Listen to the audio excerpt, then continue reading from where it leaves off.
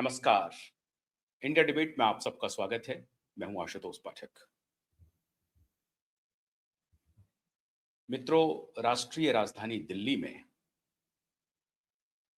कल एक बहुत बड़ी वारदात को अंजाम दिया गया। आईएएस अधिकारी की एक 22 वर्षीय पुत्री के साथ बलात्कार हुआ, हत्या की गई उसकी, और हत्यारा आराम से घर से निकल गया। यह और बात है कि पुलिस ने उसे गिरफ्तार कर लिया है। हत्यारा कोई बिल्कुल मामूली इंसान आपको आपकी नजर में लग रहा होगा, लेकिन सिर्फ इतनी कहानी नहीं है। दिल्ली की हत्या और रेप को अंजाम देने के पहले वो अलवर में अपने दोस्त की पत्नी का बलात्कार किया और उसके बाद लिफ्ट लेकर के वो दिल्ली पहुंचा। जिस गाड़ी में उसने लिफ्ट लिया वो एम्बुलेंस था।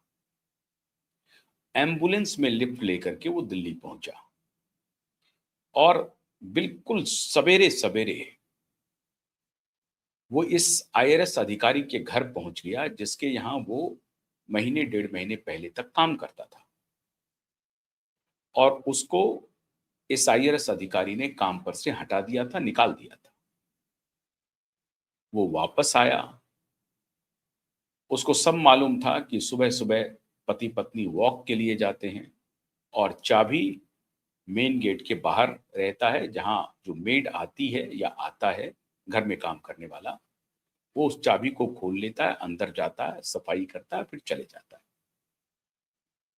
लेकिन उसकी 22 वर्षीय बेटी आईआरएस अधिकारी की उनकी घर में थी, पढ़ाई कर रही थी, इंजीनियरिंग की छात्रा थी और यूपीएससी एस्पिरेंट थी। यूनियन पब्लिक सर्विस कमीशन की तैयारी कर रही थी। हत्यारा अंदर घुसा। पहले कहा कि चाबी दे दो, मैम ने कहा है कि मुझे कुछ पैसे देने हैं, वो पैसे दे दो। तो बेटी ने कहा कि अभी मम्मी पापा घर पे नहीं हैं, जब वो आएंगे तो बात करेंगे। इतने में उसने मोबाइल चार्जर और लैपटॉप चार्जर वाले वायर से उसके ऊपर हमला कर दिया और उसे दबोच लिया और गला दबा करके उसको पहले मारने की कोशिश की। उसने काफी अपने तरफ से रिवोल्ट किया, लड़ी, जितना हो सकता था उसने खुद को बचाने की कोशिश की। उसके बाद एक शीशे के ग्लास से उसके सर पे वार किया और उसके बाद वो बेहोश हो गई।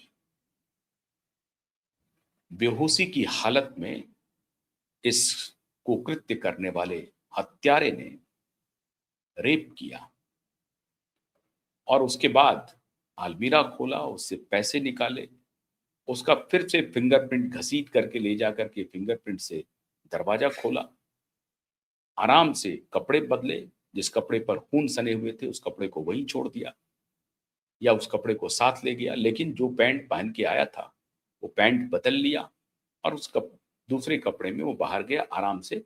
बाहर में एक गार्ड ने उसे रोका भी, लेकिन वो आराम से निकल गया चकमा दे करके। पुलिस ने बाद में उसे गिरफ्तार कर लिया है। गिरफ्तारी के बाद मामला अदालत में जाएगा, पेशी होगी, सुनवाई होगी। और सुनवाई की कहानी ये है, 2012 में निर्भया केस आप सबने सुना होगा, देखा होगा। पूरा देश आग बबूला था निर्भया केस को लेकर के। एक साल में उसके फैसले आ गए। पूरा देश आग बबूला था, उबल रहा था। एक साल में फैसले आए, फांसी की सजा हुई। लेकिन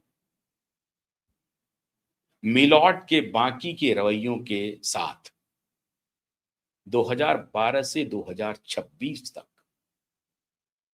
हर मिनट, मतलब हर 15 मिनट में हर 15 मिनट में एक बलात्कार की घटना सामने आती है। ये वो घटना है जो सामने आ जाती है, जिसकी रिपोर्ट होती है। वो घटना जो सामने आती नहीं है, उसका तो माशाअल्लाह 15 मिनट में एक बलात्कार। 2012 से 2026 आज तक प्रत्येक वर्ष एवरेज 30 और 31 हजार बलात्कार की खबरें। 2016 में 39,000 बलात्कार। मतलब बलात्कार घटा नहीं, बलात्कार बढ़ता रहा। कन्विक्शन रेट क्या है? Maximum 27 to 28%। 89% वो केसेस हैं जिसमें विक्टिम अटैकर्स को, मतलब बलात्कारी को पहचान जाती है। ऐसा नहीं है कि वो पहचान नहीं पाती है, पहचानती है। मतलब या तो जान पहचान के अटैकर्स अटैक करते हैं, बलात्कारी उनके साथ दुर्व्यवहार करते हैं, या आस पड़ोस के लोग करते हैं, रिलेटिव करते हैं। लेकिन जो विक्टिम है वो जानती है कि मेरे साथ किसने दुष्कर्म किया है। 89%। Conviction rate 27%। आज मैं पुलिस से भी सवाल नहीं करूंगा, और आज आपको नेताओं से भी सवाल नहीं करने। आज आपको पूरी विनम्रता के साथ देश भर के न्यायाधीशों से यह सवाल पूछना चाहिए। सभी हाई कोर्ट के चीफ जस्टिस, जस्टिस नहीं, चीफ जस्टिस से पूछिए। सुप्रीम कोर्ट के माननीय चीफ जस्टिस और निचली अदालत के डिस्ट्रिक्ट जज, उनसे सबसे यह सवाल पूछिए। अगर ये होता रहा, एक बलात्कारी 2 दिन के अंदर में 2 बलात्कार करता है, 2 बलात्कार, आप इसे कहें कि नहीं नहीं ये तो समाज की व्याधि है, समाज की समस्या है, विकृति है, ये मनोविकृति है। मनोविकृति पर अंकुश लगाया जा सकता है। यूनाइटेड अरब अमीरात में मनोविकृति करने वाले नहीं है क्या? आप कहेंगे कि नहीं, यूनाइटेड अरब अमीरात तो हम नहीं बन सकते हैं, वहां तो जंगल लॉ लागू है। सवाल है, जंगल लॉ लागू नहीं है, आपने कौन सा कानून बनाया है? आपका कौन सा कानून है? बेहोशी की हालत में बलात्कार हो रहे हैं, बेहोशी, मतलब ऑलमोस्ट वो मृत है, एक मृत शरीर के साथ बलात्कार किया जा रहा है, और आप कह रहे हैं कि ये जघन्य अपराध नहीं है। उस इलाके में हो रहे हैं जो इलाके पॉश इलाके, उस घर में हो रहे हैं जो सबसे सुरक्षित घर है, सबसे सुरक्षित घरों में एक। अब रेवेन्यू सर्विस के हैं, रेलवे सर्विस के हैं, लेकिन एक ब्यूरोक्रेट, सीनियर ब्यूरोक्रेट के घर में, जो डिजिटली पूरी तरह से सिक्योर्ड है, पॉश इलाका है, गार्ड मौजूद है, और उसके बाद ये बलात्कार हो रहे हैं,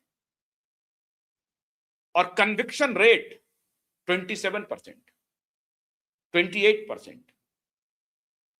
हर 15 मिनट में बलात्कार की एक घटना प्रकाश में आ रही है। आप विशाखा गाइडलाइन बनाते रहिए, आप गाइडलाइन बनाते रहिए। दुर्भाग्य की बात तो यह है, 2012 में निर्भया कांड के बाद एक फंड बना, 1000 करोड़ की शुरुआत से एक फंड बना, श्रीमान चिदंबरम जी उस वक्त होम मिनिस्टर, और उस फंड को जिन जिन स्टेट को दिया गया, उस फंड का उन्होंने क्या उपयोग किया, सुनेंगे तो चौंक जाएंगे आप, आपका हृदय रोने लगेगा। मध्य प्रदेश उत्तर प्रदेश, महाराष्ट्र, राजस्थान, दिल्ली एनसीआर, ये बलात्कारियों के सबसे बड़े केंद्र के रूप में हैं। महाराष्ट्र, उत्तर प्रदेश, मध्य प्रदेश, राजस्थान, दिल्ली एनसीआर, ऐसे स्टेट में, ये तथाकथित विकसित राज्य हैं जहां अच्छी पुलिसिंग है, अच्छी कानून व्यवस्था है, उसके बाद इस तरह के घटनाएं सामने आ रही हैं। मैं आज माननीय जजों से ये पूछना चाहता हूं कि जरा दिल पर हाथ रख करके बोलिए आप कि अगर 12 महीने गैंगरेप और हत्या के आरोप के एफआईआर दर्ज होने में लग जाएं, तो उस देश को कहें कि आप फंक्शनल डेमोक्रेसी हैं? क्या उसे आप मानेंगे कि वो देश फंक्शनल डेमोक्रेसी में जिंदा है? या जो हमारा जूरिस्प्रूडेंस है, हमारा जो पूरा जुडिशियल सिस्टम है, वो बड़े स्क्रूटनी की डिमांड करता है या नहीं करता है?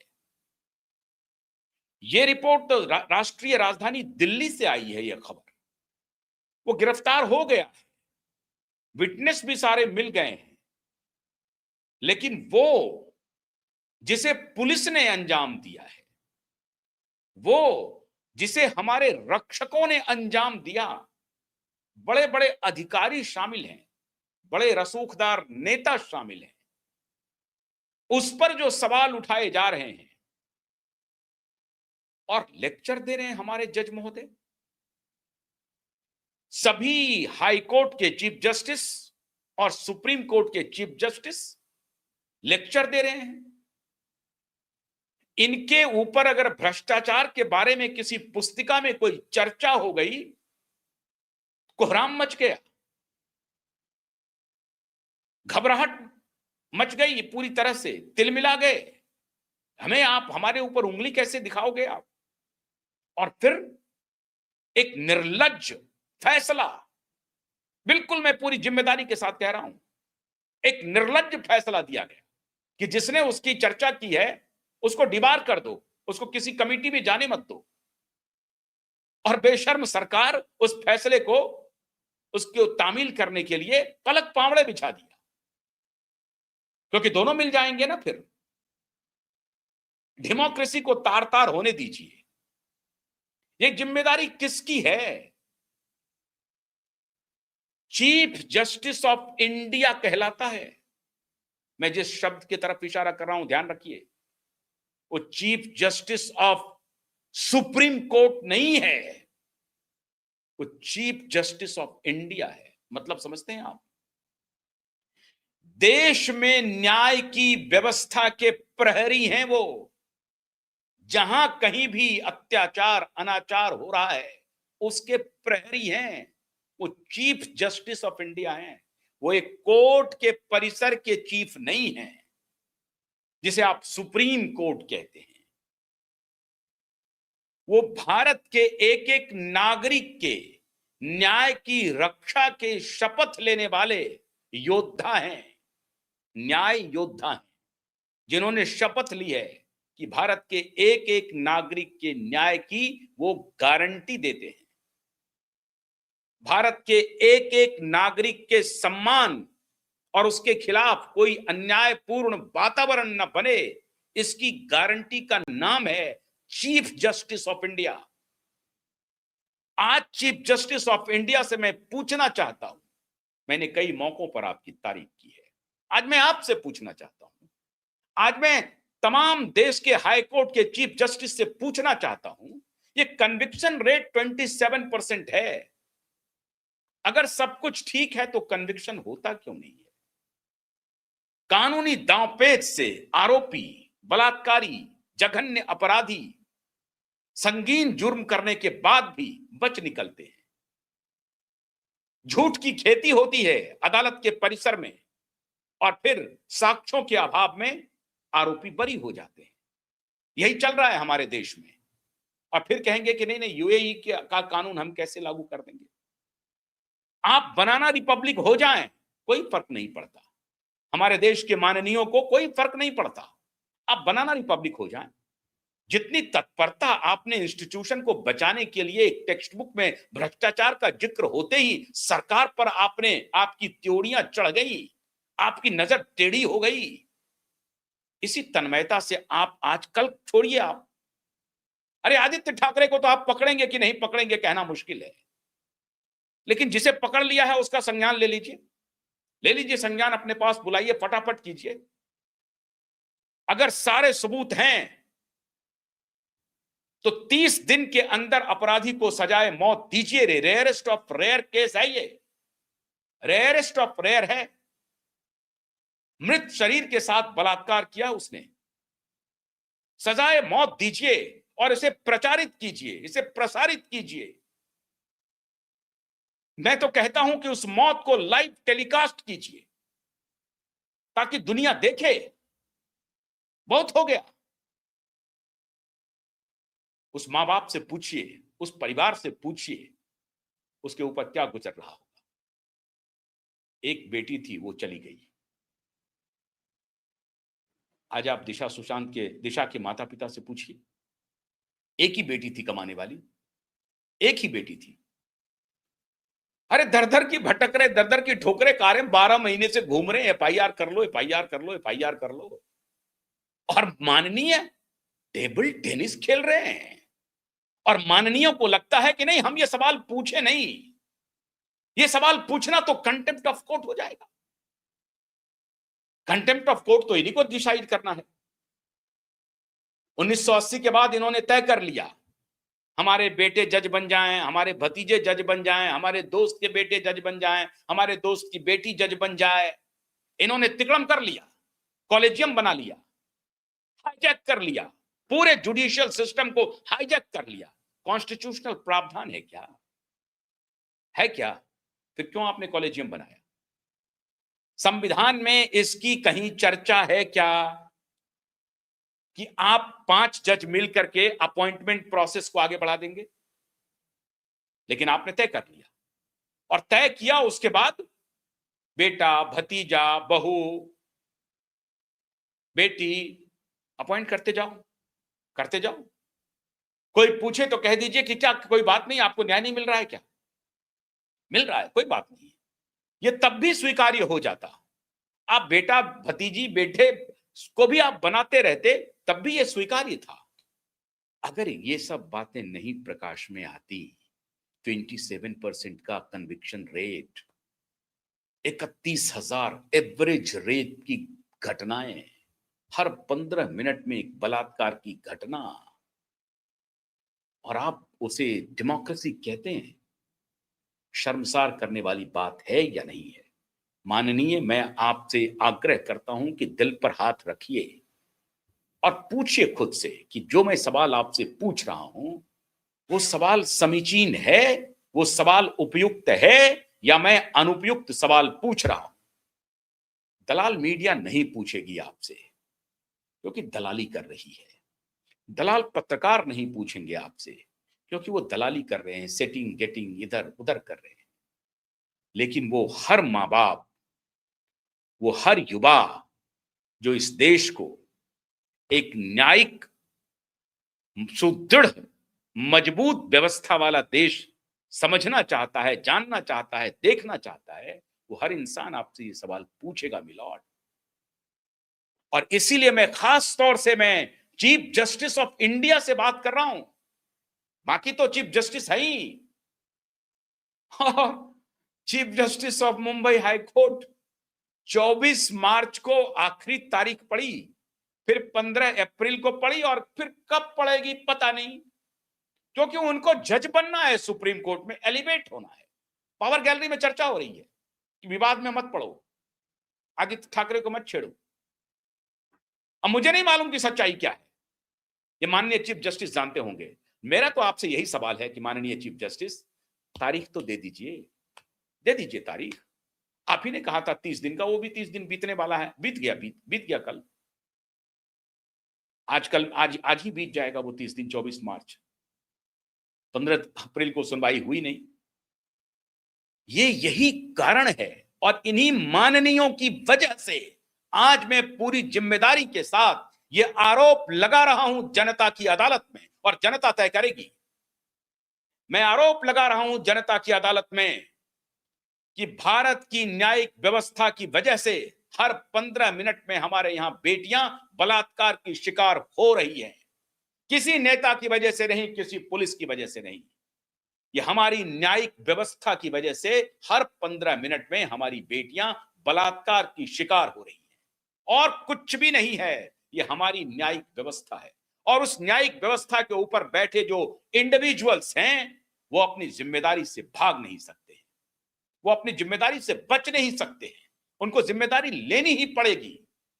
इतनी बीभत्स हत्याएं, बलात्कार होते रहे और आप मौन देखते रहे, कोई गाइडलाइन तय ना करें, किसी की जिम्मेदारी तय ना करें, अपराध को रोका नहीं जा सकता। एक नया नैरेटिव चलता है कि देखिए अपराध को तो बिल्कुल अपराध मुक्त तो समाज हो नहीं सकता है, रोका नहीं जा सकता है। बिल्कुल ठीक कह रहे हैं आप, रोका नहीं जा सकता है। लेकिन आप क्या कर रहे हैं? आप रोकने के लिए काम नहीं कर रहे हैं, आप सिर्फ मिलॉट हैं, मिलॉट हैं बस। कोई आपसे कोई सवाल पूछे नहीं, कोई आपको कुछ कहे नहीं, जो कहे वो कंटेम्प्ट कोर्ट के अधिकारी हो जाए तो करिए, हमारे खिलाफ भी कर दीजिए कंटेम्प्ट। लेकिन ये सवाल तो 140 करोड़ जनता पूछेगी, पूछेगी आपसे मिलॉट, ये कब तक चलेगा? बनाना रिपब्लिक बनाने में आप सबकी भूमिका बहुत महत्वपूर्ण है। और ये चर्चा अब चौक चौराहों पर शुरू हो गई है, हर घर में शुरू हो गई है। तो हम तो मान लीजिए नहीं पूछेंगे, लेकिन दबी जुबान में सारे लोग सारी बातें हो रही हैं। अब दबी जुबान में नहीं, खुली जुबान में हो रही है। यशवंत वर्मा की चर्चा तो खुली जुबान में हो रही है, हर जगह हो रही है। कितने का मुंह रोकेंगे आप मिलॉर्ड? जगिए मिलॉर्ड, अपनी आत्मा से पूछिए मिलॉर्ड। और मिलॉर्ड मुंबई हाईकोर्ट के श्रीमान चंद्रशेखर जी, मैं आपसे कहता हूं तारीख दे दीजिए, एफआईआर करवा दीजिए, और नहीं तो वो जो लिबर्टी है एक डायरेक्ट संज्ञान में ले लीजिए और इंक्वायरी शुरू कीजिए, एफआईआर को बाईपास कर दीजिए। कल ही मैंने बताया आपको, हालांकि वो दौर भी आएगा, उस पर तो हम लोग बने हुए हैं। लेकिन ये जो व्यवस्था चल रही है, इस व्यवस्था को अब लंबे समय तक देश बर्दाश्त नहीं करेगा। देश पूछेगा सवाल और मजबूती से पूछेगा। कोई पुलिस जिम्मेदार नहीं है, कोई नेता जिम्मेदार नहीं है, ये जुडिशरी जिम्मेदार है, ये जुडिशियल सिस्टम जिम्मेदार है, हमारे माननीय जिम्मेदार है। इस सारी घटनाओं के लिए पूरी जिम्मेदारी और पारदर्शिता के साथ में ये सवाल आपके सामने रख रहा हूं। बाकी फैसला आपके ऊपर है। बहुत बहुत शुक्रिया। नमस्कार।